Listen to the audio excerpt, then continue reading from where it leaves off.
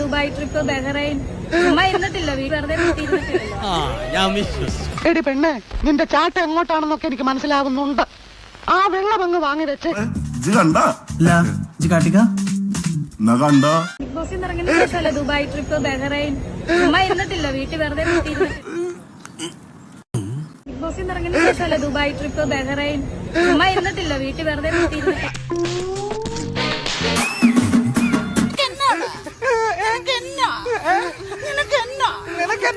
തുടങ്ങിട്ട് എന്താടാ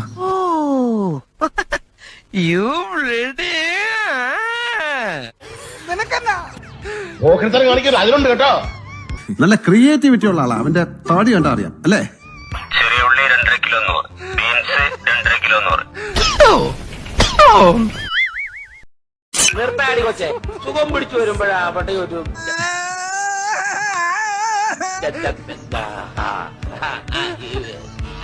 അത്ര വലിയ ബന്ധങ്ങളിലേക്ക് പോണോ ശിവൻകുട്ടി? റേഷൻ കട മറന്ന് മണ്ണെണ്ണ വാങ്ങണോ? അയ്യോ.